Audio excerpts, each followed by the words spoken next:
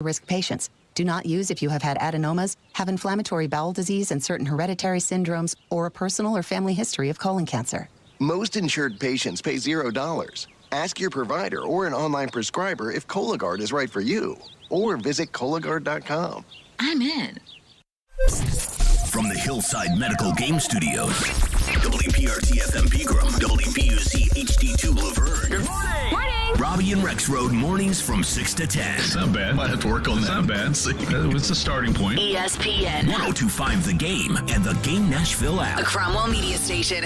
It's Robby and Rexrode with Robbie Stanley and Joe Rexrode on Nashville's best sports talk. ESPN. 102.5 The Game and the Game Nashville app. Welcome back in. Hour number 2 of Robby and Rexrode here on ESPN 102.5 The Game, brought to you by Little Guys Movers. Here's your chance to be your own boss. Join their team of 30-plus years of profits and good times. Franchise.com. Robbie Stanley alongside Joe Rexrode and Michelle Knezovic here with you on this Tuesday morning in Nashville, Tennessee. Taking your thoughts on our text line driven by WilsonCountyHyundai.com, 615-737-1025. We'll be joined by John Glennon from SI.com and NHL.com coming up at 8 o'clock. We'll get his thoughts on all things Titans and Preds coming up here in the next hour.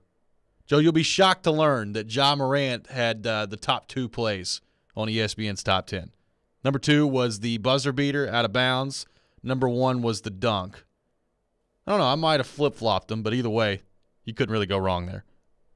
Okay, well, I've got to know then. When has that ever happened? I don't know.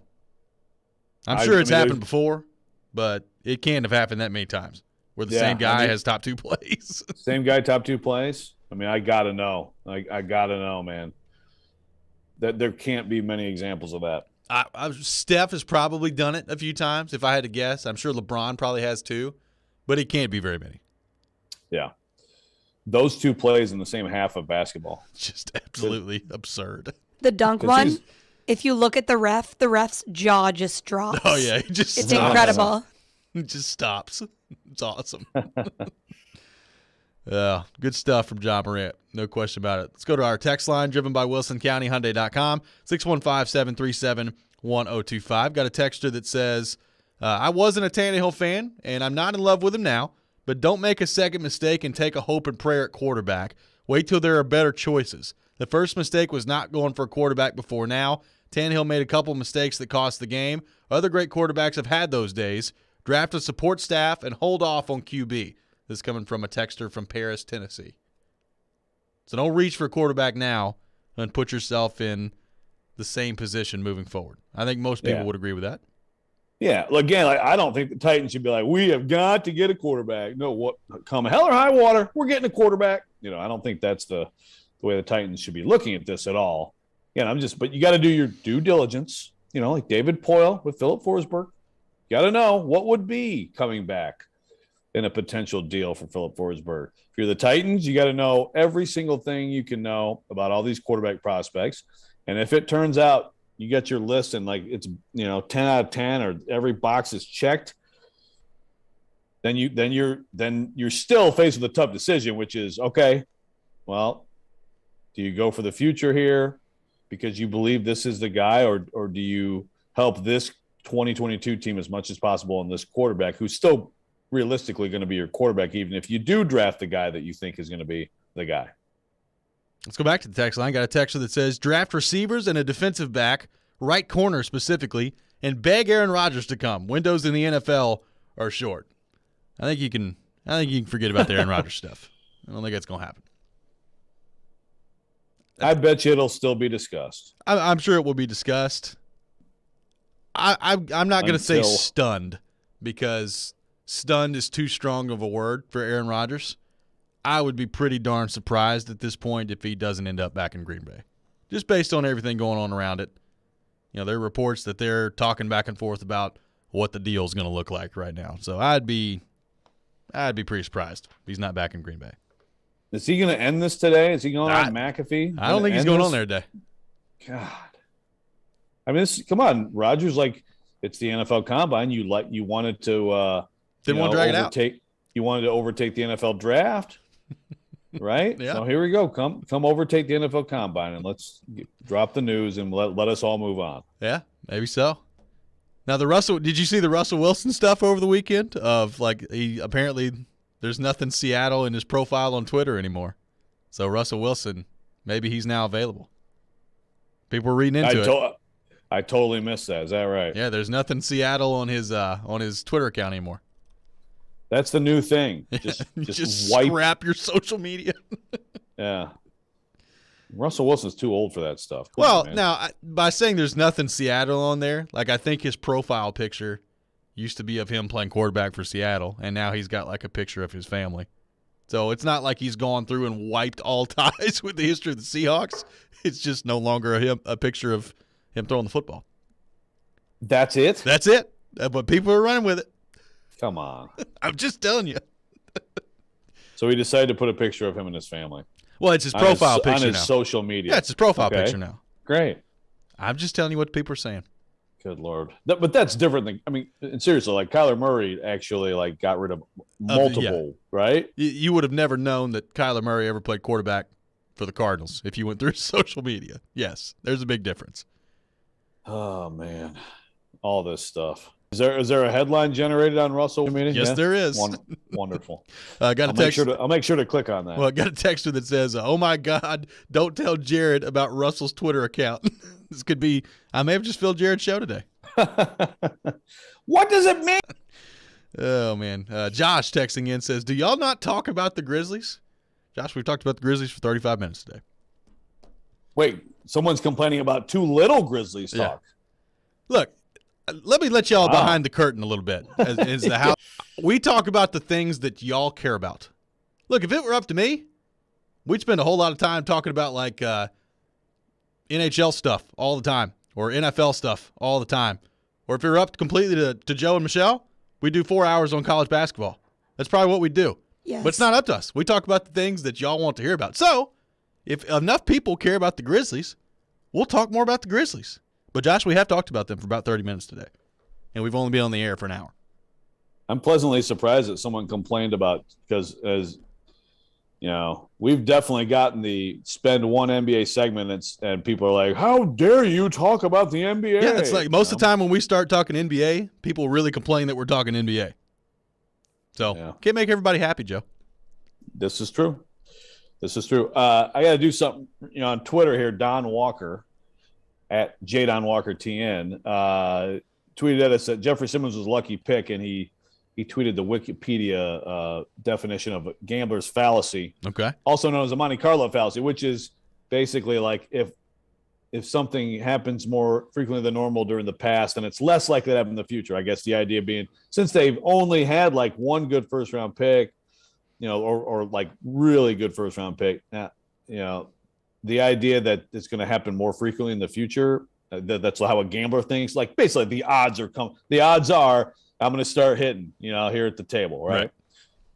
So my response to him was though, see, if the whole draft was the first round, then, John Robinson probably wouldn't have a job. Yeah. But what about all the other draft picks that helped the Titans win the division the past 2 years? Look at the entire 2019 draft, You got a guy named Derrick Henry was a draft pick in the second round. I mean, the entirety of John Robinson's draft history is not bad. First round, not good enough, no question. But because the first round hasn't been good, so then the whole like, well, they get rid of the first round pick. You can't pick in the first round. Yeah. I mean, again, that's just you can't look at it that way. You can't. And again, it's also not. This is not roll of the dice. This is dig in and do your work and evaluate well and make good choices, not hope that the wheel hits on red. Well, and also just because you've had a couple of first-round picks that haven't worked out does not just doom your first-round pick this year from the start. Now, look, we'll see. People have already – I think a lot of Titans fans have already given up on Caleb Farley, and I understand it because the injuries were there, and we talked about that before he was even drafted.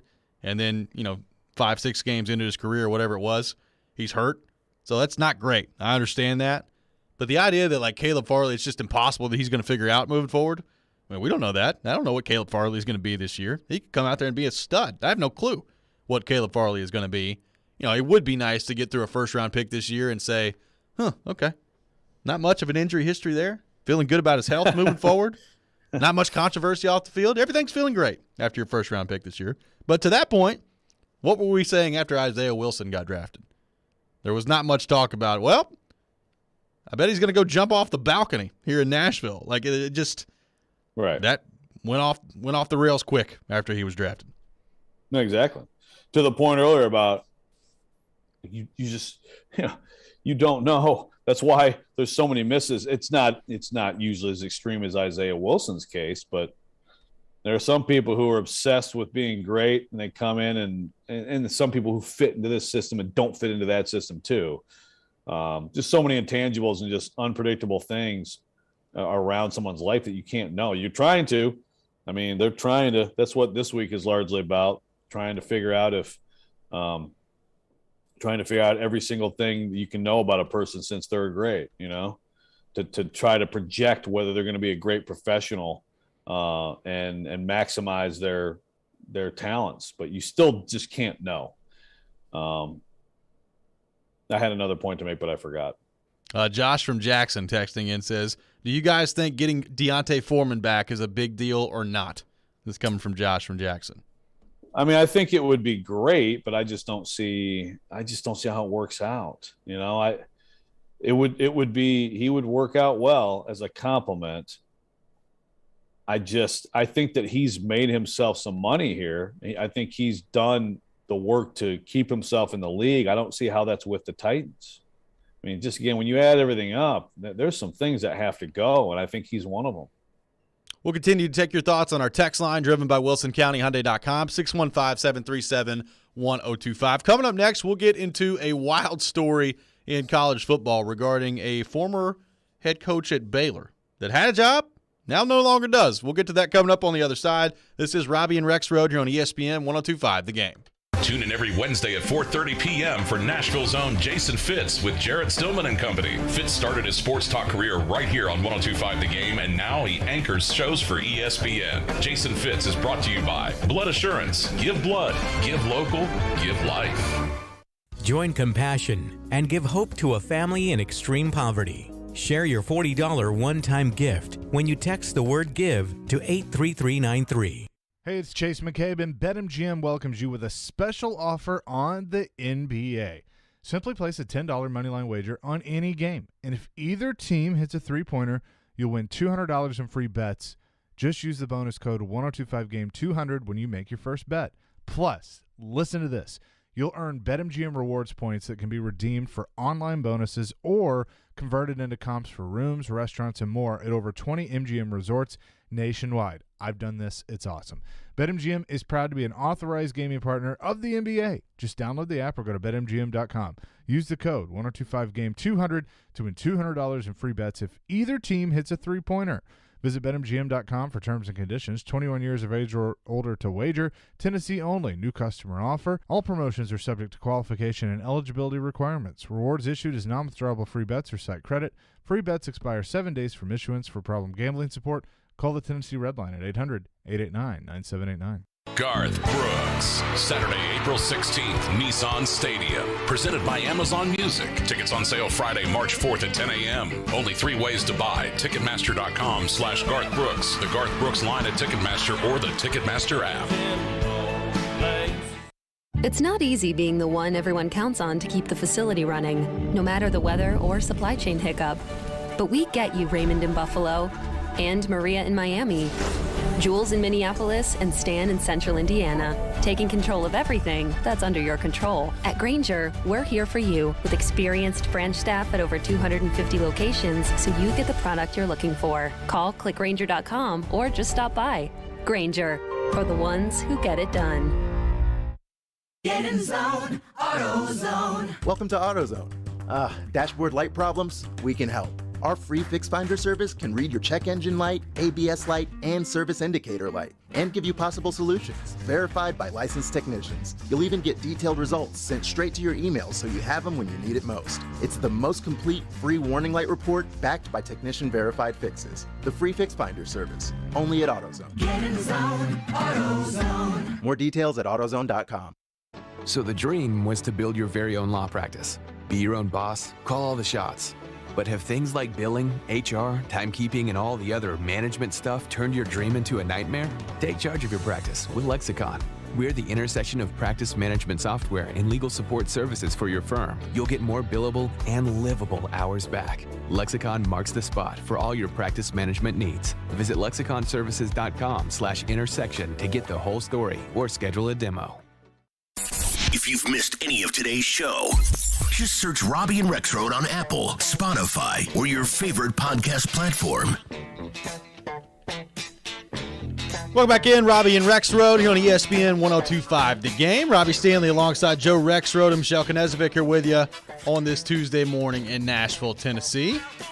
Text in SEC now to the Game text line at 615-737-1025 for your chance to win a 4-pack of tickets to the SEC Women's Basketball Tournament for Session 1, Games 1 and 2 coming up at Bridgestone Arena tomorrow. Text now to the text line here on ESPN 102.5 The Game, the word SEC to 615-737-1025 to be qualified to win. The winner will attend Session 1, Games 1 and 2 at Bridgestone Arena coming up tomorrow for the SEC Women's Basketball Tournament. And that does include Vanderbilt. That does include Vanderbilt. So make sure you get your text in now, 615-737-1025. Joe, the Art Briles situation has been very interesting to monitor over the course of the past few days. He was hired, I think, 4 days ago by Grambling State. Hugh Jackson, the head coach at Grambling State University. Obviously, Art Briles was the head coach at Baylor. He was fired back in 2016 after the sexual assault investigation, which led to an independent investigation, and he was dismissed from the program after that. Obviously, lots of bad feelings towards Art Briles about the way that was handled. If you remember the details of that case, not good. And Art Briles, not a good look from that investigation whatsoever. He was hired as the offensive coordinator for Grambling State. That, as you can imagine, Joe, was met with a lot of backlash out there on social media. Former players from Grambling State talking about it. Doug Williams was one of the outspoken players that were talking about it as well, calling it unacceptable and, quote, can't support it. And now, 4 days later, Art Briles has informed Grambling State that he will not be taking the job and he will no longer be the school's offensive coordinators. This coming from a statement that he put out there. I think Pete Thamel was the one I saw put this out there first yesterday. Just your reaction, Joe, to the Art Briles situation. Number one, why in the world did Hugh Jackson think this was a good idea to begin with? And number two, like, is any team going to really go down that road again with Art Briles? Like, why? I can't believe this has really happened at this point.